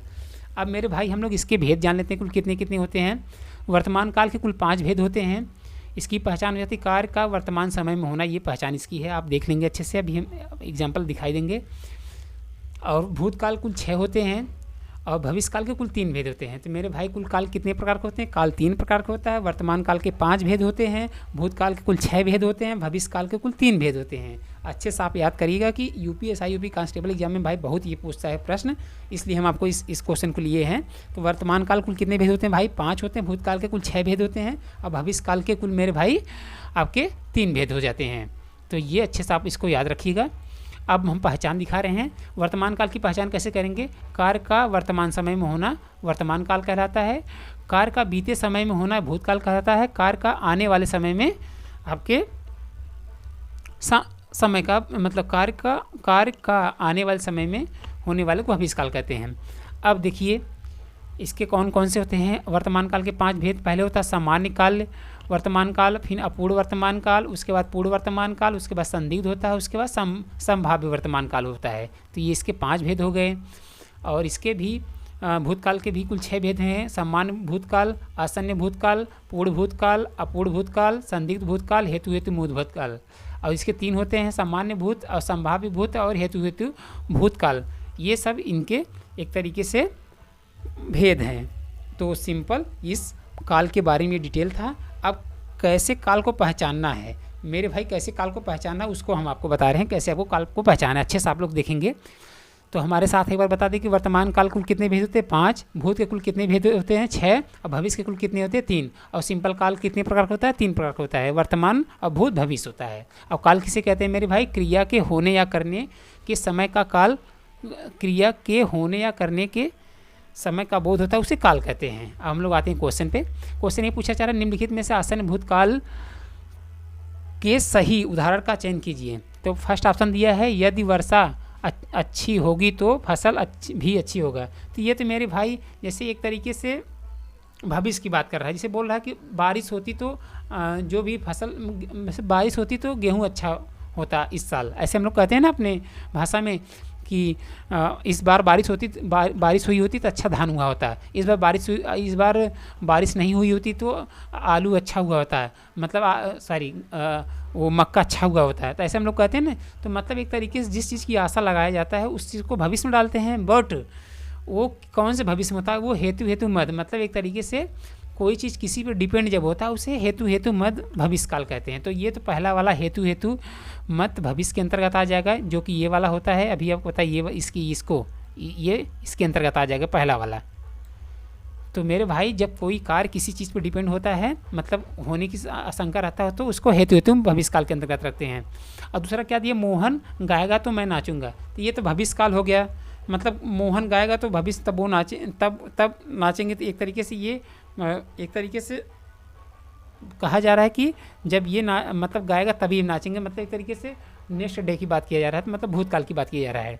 और सी ऑप्शन दिया मैं आम खा चुका, और डी ऑप्शन दिया है संभव है कि कल। ये तो संभाव्य काल हो गया, सिंपल ही समझो, आगे ही लिखा है देख लो, लिखा है कि संभव है कि कल वह कॉलेज जाएगा। तो ये संभाव्य काल हो गया, जो कि ये किसका प्रकार है, ये आपका इसका वर्तमान काल का है, ये लास्ट वाला संभाव्य वर्तमान काल। तो संभाव लिख के आ जाए, सिंपल आप समझो कि संभाव्य काल है, वो वर्तमान काल की बात कर रहा है। तो तो ये जो सी वाला ऑप्शन है इसका यही राइट आंसर होगा। मैंने आम खा चुका, मतलब कोई चीज़ एक तरीके से आप कंप्लीट कर लिए हुए हैं, मतलब उस चीज़ को भूतकाल में रखते हैं, आसन्न भूतकाल में। उसको तात्कालिक भूतकाल भी कहते हैं। आसन्न को तात्कालिक के नाम से भी जानते हैं। एग्जामिनर कभी से घुमा के पूछता है ना, तो पूछेगा तात्कालिक भूत के अंतर्गत किसे कहते हैं, तो तात्कालिक को आसन्न कहते हैं। मतलब कोई कार्य अभी जस्ट तुरंत समाप्त हुआ हो उसी को आसन्न भूतकाल कहते हैं, एक तरीके से इसे बीत चुका हो। तो मेरे भाई आसन्न भूतकाल, जैसे मैंने आम खा चुका, मैंने खाना खा के आया, मैंने खाना खा लिया, मैंने पानी पी लिया। तो मेरे भाई ये सब किस में आते हैं, ये सब आसन्न भूतकाल के अंतर्गत आते हैं। हम लोग आते हैं देन क्वेश्चन नंबर नेक्स्ट पे, मतलब क्वेश्चन नंबर 15 पे। इसके बारे में एक्सप्लेन कर दिए। क्वेश्चन नंबर 15 दिया, यह तेल खदान से निकलता होगा, वाक्य में कौन सा काल है। अब देखिए होगा, तो यहीं से आप सिंपल समझ जाओ कि ये क्या पूछना चाह रहा है। तो ये संदिग्ध में ना मामला कोई क्लियर नहीं है ना, कि होगा कि नहीं होगा, ऐसे आप अपने थोड़ा सा माइंड में समझो कि यही पूछ रहा है कि यह तेल खदान से निकलता होगा, तो ये निकलता है कि नहीं निकलता, ये तो कन्फर्म नहीं है ना। तो मेरे भाई जो चीज़ एक तरीके से सस्पेंस में रहे उसको संदिग्ध में रखते हैं। तो राइट आंसर इसका क्या हो जाएगा, ए यानी संदिग्ध वर्तमान काल इज़ द राइट आंसर। तो ये आप सिंपल तुरंत पहचान जाओगे, होगा या किया जाएगा, तो ये सब संभाव में हो जाता है। अब हम लोग आते हैं नेक्स्ट, मतलब क्वेश्चन नंबर 16 पे। क्वेश्चन नंबर 16 दिया है, वह द्वार द्वार भीख मांगता चलता है। क्या पूछ रहा है, वह द्वार द्वार भीख मांगता चलता है, वाक्य में कारक है। अब कारक क्या होता है इसके बारे में हम लोग जानेंगे। तो मेरे भाई हर एक चीज़ के बारे में पहले आपको अच्छे से जान लेना है, उसके बाद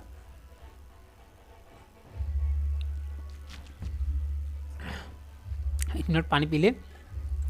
तो पहले हम लोग हर एक चीज़ के बारे में जानेंगे, उसके बाद क्वेश्चन को करेंगे, तब आपको क्वेश्चन समझ में भी आएगा। जब आप दूसरे क्वेश्चन पे आएंगे तुरंत आपके माइंड में क्लिक भी हो पाएगा कि हाँ इसे क्या कहते हैं।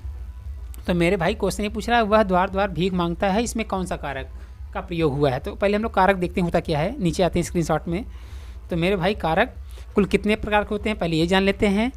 कारक कुल कितने प्रकार के होते हैं मेरे भाई, 2, 2, 4, 2, 6, 2, 8। एग्जामिनर पूछेगा कि कारक कुल कितने प्रकार के होते हैं, तो आप बताएंगे 8 प्रकार के कारक होते हैं। पहला हो जाता है कर्ता कारक, दूसरा हो जाता है कर्म कारक, तीसरा हो जाता है करण कारक। और पहला हो गया कर्ता, दूसरा हो गया कर्म, तीसरा हो गया करण, और तीसरा हो गया संप्रदान, और पहला कर्ता, दूसरा कर्म, और तीसरा करण, और चौथा संप्रदान, और पांचवा अपादान, और छठवां संबंध, और सातवां अधिकरण, और आठवां संबोधन। तो कारक कुल कितने प्रकार के होते हैं मेरे भाई, 8 प्रकार के होते हैं। 1, 2, 3, 4, 5, 6, 7, 8। अब इनकी ये पहचान है, जिस शब्द में ने का प्रयोग हो जाए, ने चिन्ह का प्रयोग हो जाएगा, उसे कर्ता कहते हैं। जैसे काम करने वाला, देखिए इसमें ने का प्रयोग हुआ है ना, तो ये आपका कर्ता कारक हो गया। जिस शब्द में को का प्रयोग हो जाए उसको आप कर्म कारक कहेंगे। और जिस शब्द में से द्वारा का प्रयोग हो उसे आप क्या बोलेंगे मेरे भाई, करण कारक बोलेंगे। और जिस शब्द में को के लिए प्रयोग हो जाए उसे संप्रदान कारक बोलेंगे। और जिस शब्द में से मतलब अलग होने का बोध हो उससे अपादान, मतलब अभी एग्जाम्पल हम दिखाएं, जैसे एग्जाम्पल दिया जिससे अलगाव हो, मतलब एक तरीके से कोई शब्द जैसे एक तरीके से सिंपल ये समझ जाओ कि बाल्टी छत से नीचे गिर गया, ये समझ जाओ। जैसे कोई चीज़ एक तरीके से अलग होने की जब बोध होता है उसे अपादान कारक के अंतर्गत रखते हैं। संबंध में जैसे आप रिलेशनशिप में जैसे क्या संबंध है उनसे, क्या ऐसे जिसमें का, की, ना, नी, रा, री के संबंध आए, या अनपद से अनपद मतलब अन्य पदों से संबंध में आए, उसे संबंध कारक कहते हैं। इसके पहचान ये है, का, की, के, ना, नी, रा, री करके आए उसे संबंध कारक कहते हैं मेरे भाई। अधिकरण कारक किसे कहते हैं, में पर जिसमें आ जाए उसे अधिकरण कारक कहते हैं। और संबोधन कारक किसे कहते हैं मेरे भाई, संबोधन कारक जैसे एक तरीके से ये जो साइन देख रहे हो ना, संबोधन कारक का ऐसे भी आ जाए या न लिख के आए तब पर भी आप समझ जाइएगा कि जिसमें हे, अरे, अजी का प्रयोग हो उसे संबोधन कारक कहते हैं। जैसे किसी को पुकारना या बुलाना उसमें संबोधन कारक का प्रयोग होता है, वैसे ये वाला साइन आता है जो ये देख रहे हैं ना ऐसे वन की तरह, ये संबोधन कारक का पहचान है, इससे भी आप कर सकते हैं। तो मेरे भाई कारक कुल कितने प्रकार के होते हैं, कुल कारक कुल 8 प्रकार के होते हैं। कर्ता ने कर्म को करण से द्वारा और संप्रदान के लिए अपादान से संबंध का की अधिकरण में पर और संबंध कारक हे, अरे, अजी का जब बोध होता है तो उसके ये अलग पहचान है। अब हम लोग आते हैं क्वेश्चन पे। ये पूछ रहा है कि वह द्वार द्वार भीख मांगता है, तो इसमें ऐसे लिखेंगे ना हम लोग, वह द्वार में तो ऐसे लिखेंगे वह द्वार द्वार में भीख मांगता है, वह द्वार द्वार पर भीख मांगता है। तो जिसमें में पर आया भी हम आपको बताए थे ना, में पर किस में आया था, में पर मेरे भाई साहब ये अधिक में आया था। तो राइट आंसर क्या हो जाएगा इसका, ए यानी। तो ऐसे ही पहचान करेंगे, जब आप इसको अच्छे से याद कर लेंगे तभी आप जब दूसरा क्वेश्चन आएगा अच्छे से उसको कर पाएंगे। तो मेरे भाई अधिकरण में पर आता है, अपादान से मतलब अलग होने की बोध होता है, संबंध में का की होता है, संबोधन में वाला साइन हम बता देते हैं, अरे जी सुनिए, मतलब किसी चीज़ को पुकारने का बोध होता है। तो इसमें अभी ये पूछ रहा है वह द्वार द्वार भीख मांगता है, तो ऐसे तो आप बोलेंगे नहीं वह द्वार द्वार में भीख मांग रहा है, वह द्वार द्वार जाके मांग रहा है, ऐसे तो नहीं बोलेंगे, ऐसे बोलेंगे वह द्वार द्वार पर जाके भीख मांग रहा है। तो राइट आंसर क्या हो जाएगा, ए यानी अधिकरण कारक इज़ द राइट आंसर। तो मेरे भाई ये सेंटेंस पढ़ के तभी समझ में आ जाता कि हाँ कौन सा कारक हुआ है। तो ये इसका राइट आंसर क्या हो जाएगा, ए अधिकरण कारक। अब हम लोग आते हैं दिन क्वेश्चन नंबर 17 पे। क्वेश्चन नंबर 17 क्या दिया, क्वेश्चन नंबर 17 दिए कारक चिन्ह की दृष्टि से। अभी देखिए एक एग्जाम्पल और ले लिए, कारक चिन्ह की दृष्टि से असंगत वाक्य है। फर्स्ट ऑप्शन दिया मोहन आम खाता है, और बी ऑप्शन दिया राधा ने पेंसिल से पत्र लिखा, और सी ऑप्शन दिया सन्यासी को दान दे दो, और डी ऑप्शन दिया बस से सामान गिरा। इसमें तो आप समझ जाओ कि मेरे भाई मोहन आम खाता है, एक तरीके से कर्ता कारक ये तो सही है, क्योंकि पहले नाम आगे हम आपको बताए भी थी, कर्ता वाले में नाम पहले आता है। और राधा ने पेंसिल से पत्र लिखा, मतलब किससे लिखा, राधा ने पेंसिल से लिखा, तो ये देखिए से का बोध हो रहा है ना ये, तो ये आपका करण हो गया। और सन्यासी को दान दे दो, तो ये संप्रदान हो गया। एक तरीके से जो कोई चीज़ किसी को दिया जाता है तो संप्रदान कहते हैं। अभी हम आपको एग्जाम्पल दिखाई दिए संप्रदान वाला, तो संप्रदान किसे कहते हैं मेरे भाई, संप्रदान को के लिए, मतलब जिसके लिए क्रिया किया जाए, मतलब किसी चीज़ को जब दिया जाता है, देने की बात आती है, तो मेरे भाई उस संप्रदान कारक में जाता है। जैसे सन्यासी को दान दिया गया, सन्यासी को पैसा दिया गया, पंडित जी को दान दिया गया, पंडित जी को पैसा दिया गया, तो मेरे भाई सब संप्रदान कारक में आता है। तो अब ये पूछ रहा है कि कारक चिन्ह की दृष्टि से असंगत वाक्य, मतलब कौन सा है ऐसा वाक्य जो गलत है। तो ये मेरे भाई जो लास्ट वाला डी वाला है, बस से सामान गिरा है, तो ये अलग होने की बोध हो रहा है मेरे भाई, यहाँ अपादान होगा न कि कर्म कारक होगा। तो राइट आंसर क्या हो जाएगा, डी, यानी बस से सामान गिरा, तो यही वाला आपका गलत है। तो मेरे भाई ये किस में जाएगा, ये आपका अपादान कारक में जाएगा। इसको आप अपने कॉपी में लिख लीजिए किसके अंतर्गत जाएगा मेरे भाई। ये हम इसमें लिख नहीं पा रहे, लिखने की कोशिश कर रहे हैं, देख लिख ले रहे कि नहीं। तो ये मेरे भाई ये जाएगा आपका अपादान में, लिख दे रहे हैं, ये इसी के अंतर्गत जाएगा और इसके अंतर्गत ये नहीं जाएगा। तो मेरे भाई ये लास्ट वाला अपादान के अंतर्गत जाएगा। हम लोग आते हैं क्वेश्चन नंबर 18 पे। क्वेश्चन नंबर 18 दिए मेरे भाई, निम्न विकल्प में से स्थितिवाचक अव्यय छाटिए। अब अव्यय क्या होता है, इसको भी हम लोग को जानना है। बस एक दो क्लास में आपको दिक्कत है, सारी पहचान हम आपको बता देंगे, तुरंत आपके माइंड में नेक्स्ट डे से तुरंत पकड़ पाएंगे क्वेश्चन, हाँ कहाँ से कैसे पूछ रहा है, मतलब अव्यय कैसे, अव्यय किसको कहते हैं, तुरंत माइंड में क्लिक हो जाएगा। बस एक दो क्लास में आपको खाली पहचान को जानना है बस। निम्नलिखित, हाँ क्या पूछा, निम्न विकल्पों में से स्थितिवाचक अव्यय छाटिए। तो अव्यय किसे कहते हैं पहले हम लोग इसको देख लेते हैं। तो मेरे भाई इसके पहले परिभाषा देखते हैं। तो अव्यय उन शब्दों को कहते हैं जिनमें लिंग वचन कारक आदि कारण कोई परिवर्तन या बदलाव नहीं होता है, उसे अव्यय शब्द हर स्थिति में अपने मूल रूप में रहते हैं। इन शब्दों को अविकारी शब्द भी कहते हैं। तो सिंपल ये समझना है कि अव्यय उन्हें कहते हैं, उन शब्दों को कहते हैं जिनमें लिंग और वचन कारक इत्यादि का बोध होता है, उसे अव्यय कहते हैं। जैसे फॉर एग्जाम्पल तुम धीरे धीरे पढ़ते हो, तो ये क्या है, धीरे धीरे एक तरीके से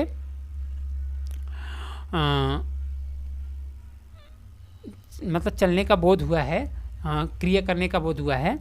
तो मेरे भाई और तुम लोग आगे पीछे हो जाओ, तो मेरे भाई ये सब जो एग्जाम्पल है ये सब अव्यय के भेद हैं। और अव्यय के कुल कितने एक तरीके से प्रकार होते हैं भाई, एग्जामिनर बहुत पूछता है। अभी जो इसमें अभी जो कांस्टेबल का भी रिसेंट अभी जो पीछे एग्जाम हुआ था 2025 में, उसमें पूछा था अव्यय कुल कितने प्रकार हैं।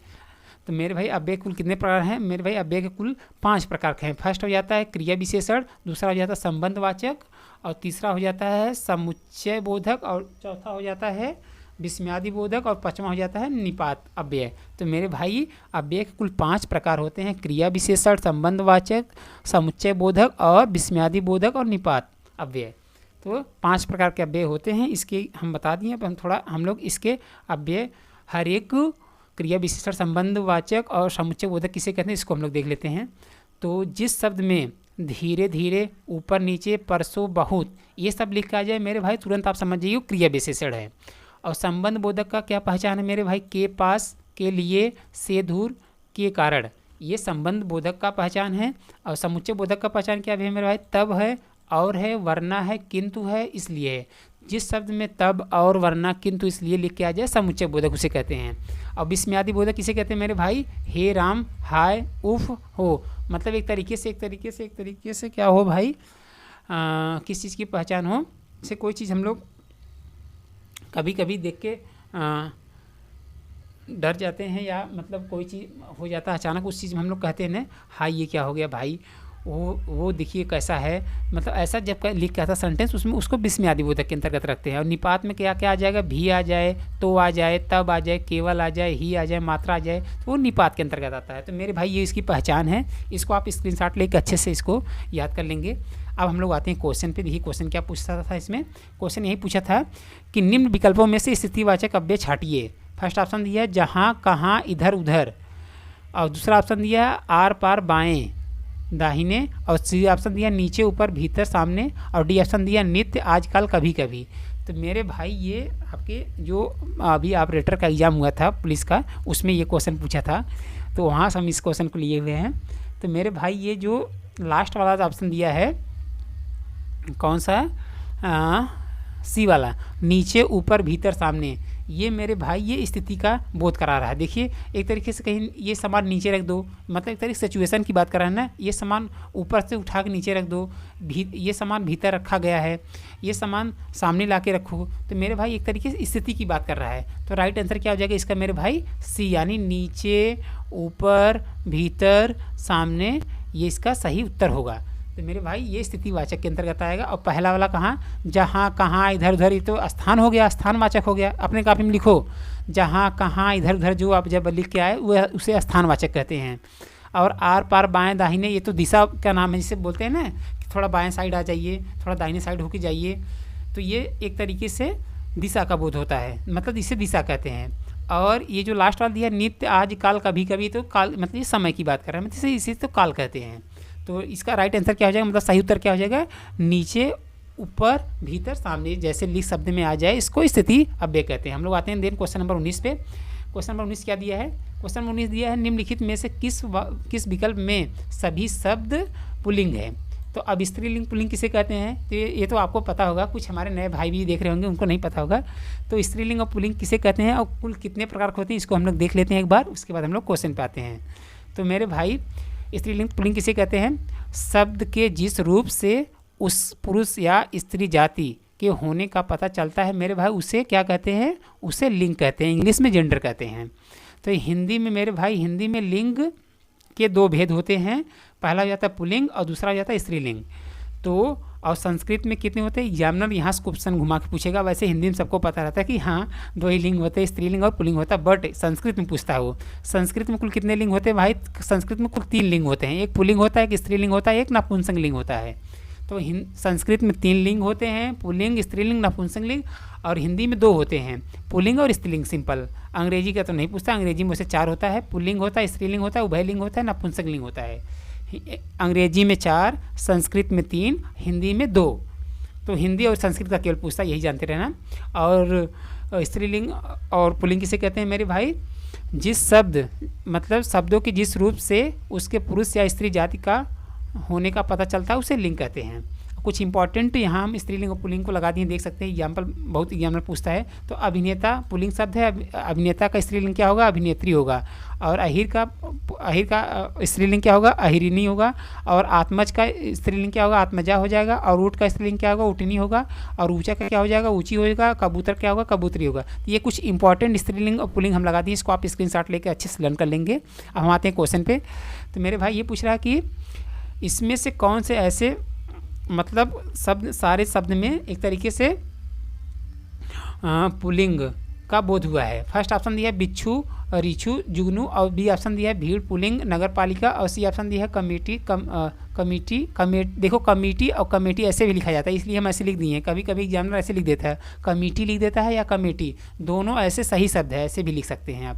तो कमेटी और कमेटी, टोली, जाति, ये तरीके से, ये तो स्त्रीलिंग है, जैसे बोलते हैं आप कौन सी जाति की हो, और टोली बैठी हुई है, कमेटी लगी हुई है, मतलब कमेटी बैठी हुई है, ऐसे तो स्त्रीलिंग हो गया। और डी ऑप्शन दिया विधानसभा, पाठशाला और राज्यसभा। तो मेरे भाई ये सब एक तरीके से स्त्रीलिंग है। तो विधानसभा बैठी हुई, पाठशाला में सब लोग बैठे हुए हैं, पाठशाला मतलब चल रही है, राज्यसभा बैठी हुई है, तो ये सब क्या है, स्त्रीलिंग है। और भीड़, पुलिस, नगर पालिका, ये सब तो स्त्रीलिंग है, जिससे पुलिस आ गई, भीड़ इकट्ठा हुई, नगर पालिका भी ये आपका स्त्रीलिंग हो गया। सॉरी हाँ स्त्रीलिंग। इसमें पूछा सारे में कौन सा पुल्लिंग है, तो मेरे भाई बिच्छू हुआ जो, और रिझु हुआ, जुगनू, ये सब आपके पुल्लिंग है। तो राइट आंसर क्या हो जाएगा इसका ए, यानी बिच्छू और रिझु और जुगनू ये सब सारे इसका सही उत्तर होगा। तो इसका ये सही उत्तर है। तो सभी मेरे भाई अच्छे से इसको नोट कर लेंगे। थोड़ा सा माउस चलाने में प्रॉब्लम हो रहा है, बस हम टिक कर देना अच्छे से। हाँ, अब हम लोग आते हैं क्वेश्चन नंबर 20 पे। देखते हैं क्वेश्चन नंबर 20 क्या दिया है, इसके बारे में बता दिए। क्वेश्चन नंबर 20 दिया है मेरे भाई, निम्नलिखित में से पुल्लिंग शब्दों का चयन कीजिए।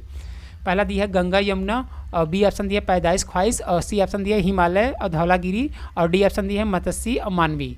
तो मेरे भाई जितने भी पर्वत से संबंधित नाम होते हैं वो आपके पुल्लिंग में ही होते हैं, और नदी उदी आपकी स्त्रीलिंग में होते हैं।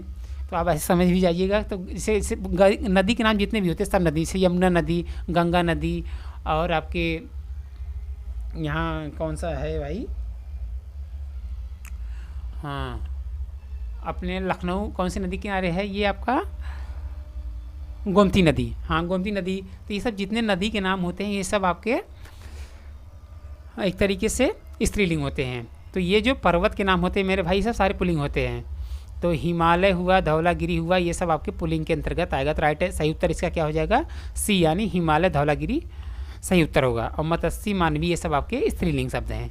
अब मेरे भाई इस क्लास के आज लास्ट क्वेश्चन पे हम आ रहे हैं, और उस क्वेश्चन का जवाब आपको कमेंट सेक्शन में देना, हम पढ़ दे रहे हैं। तो आज का गृह कार्य प्रश्न कौन सा है मेरे भाई, निम्नलिखित में से किस शब्द के प्रयोग से असभ्य का सही बहुवचन बनेगा। फर्स्ट ऑप्शन दिया प्राणी, बी ऑप्शन दिया गज, और सी ऑप्शन दिया वृद्ध, और डी ऑप्शन दिया है लोगो।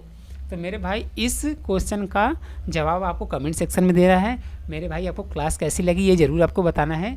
ये हम क्लास पहली बार आज ले रहे हैं, वैसे हम उसका करंट अफेयर का क्लास लेते हैं, बट इसको भी कंटिन्यू कर रहे हैं। तो मेरे भाई अच्छे से आप लोग अभी जो यूपी कांस्टेबल यूपीएसआई का होने वाला एग्ज़ाम है, अच्छे से इसको आप तैयारी करिएगा। हिंदी से रिलेटेड जितने भी इंपॉर्टेंट क्वेश्चन बनते हैं हम सारे क्वेश्चन को एक एक करके क्लास में कवर करवाएंगे। तो आप हर इस क्लास को आप सुबह मॉर्निंग में कितने बजे मिलेगा आपको, मॉर्निंग में आपको मिलेगा ऐसा कि आपको ये मिलेगा 6 बजे। 6 बजे क्लास हम अपलोड कर देंगे, आप अच्छे से इसको देख लेंगे। तो मेरे भाई इस क्लास का आज ये लास्ट क्वेश्चन है, इसका आप जवाब कमेंट सेक्शन में देंगे, और जो आपको समझ में आया होगा एक्सप्लेन जो किए हैं उसका भी आप उत्तर कमेंट सेक्शन में देंगे। तो आज के लिए इतना ही, थैंक यू।